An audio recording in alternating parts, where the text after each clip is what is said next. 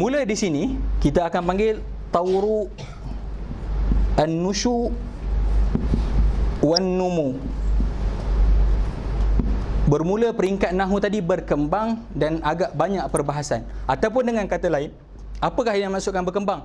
Bermulanya penulisan dalam ilmu nahwu.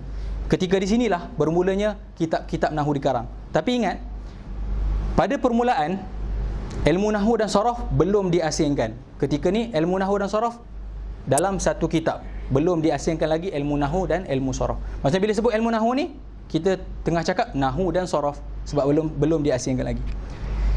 Terbit daripada sini yang mengaji dengan Isa ibn Umar, mengaji dengan Abu Amr ibn al-Ala, mengaji dengan Abdullah ibn Abi Ishaq tadi, keluarlah tabaqah yang ketiga untuk Basriyah. Nampak kotak dia?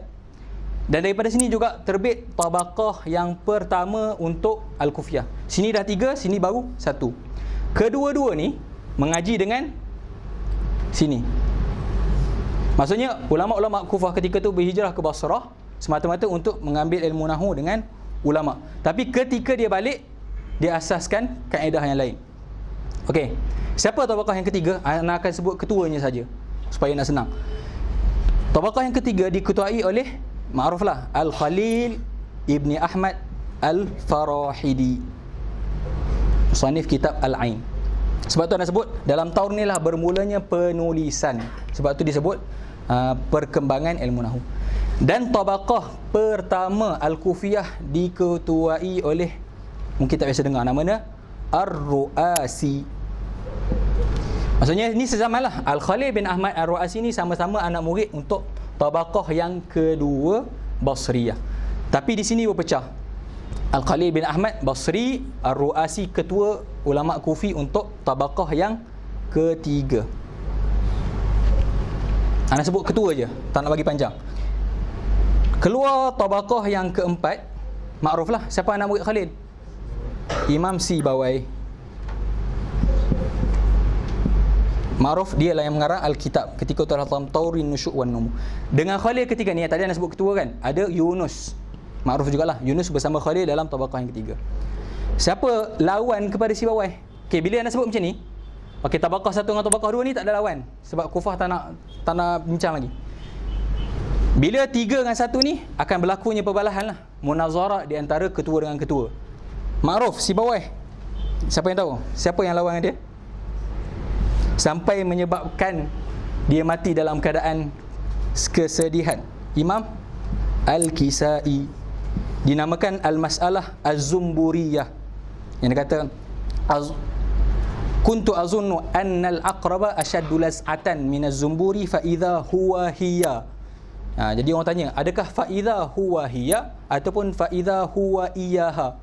Si bawah cakap fa idza huwa hiya wala yajuzu fa idza huwa iyaha. Tapi Kisai cakap boleh kedua-duanya.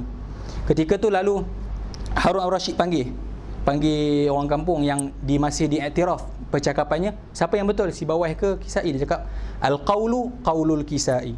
Tapi ketika tersebut dia ada unsur-unsur politik yang menyebabkan dia bersama Kisai. Padahal ketika tu yang benar adalah si bawah. Ketika pulangnya si bawah itulah wafatnya, dia dalam keadaan kesedihan, dia kalah dalam munazarah tersebut. Baru ketika tu berusia qila 30 tahun. 30 ataupun 3. Maksudnya 30 tahun, maksudnya sebayang anak. Macam tu. Tidak karang Al-Kitab. Ma'ruf Al-Kitab. Sampai kata Imam Al-Mazini kata man arada an yu'allifa kitaban wasi'an fi nahwi ba'da Sibawai falyastahi. Siapa yang ada rasa nak bincang satu kitab nahwu yang dia rasa untuk Sibawai, dia mesti ada sifat malu. Sebab apa? Dia kata dalam kitab dah sebut, mana-mana karangan datang selepas Al-Kitab bagi Imam Sibawai ni, semuanya adalah syarahkan apa yang ada dalam dia. Tak ada tambah apa-apa sebab semua ada dalam tu. Sampai Ma'ruf dilaqabkan sebagai Quranun Nahwi. Quranun Nahwi. Okey, itu Sibawai. Nak panjang, okey. Keluar tabaqah yang kelima, anak murid kepada Sibawai. Siapa? Al-Akhfash. Akhfash saja ke? Al-Awsat.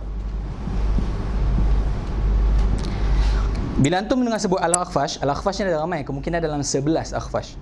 Tapi yang ma'ruf, yang masyhur ada 3. Al-Akhfashul Akbar, Al-Akhfashul Awsat dengan Al-Akhfashul Asghar. Usaha tak nak sebut, jadi sebut. Tak apa.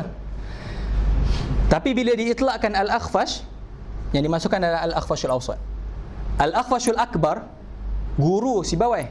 Al-Akhfashul Awsat, anak murid Sibawai. Kenapa? Al-Akhfashul Akbar, guru kepada Sibawai. Al-Akhfashul Awsat, anak murid Sibawai. Tapi bila diitlakkan Al-Akhfash, yang dimasukkan adalah Al-Akhfashul Awsat.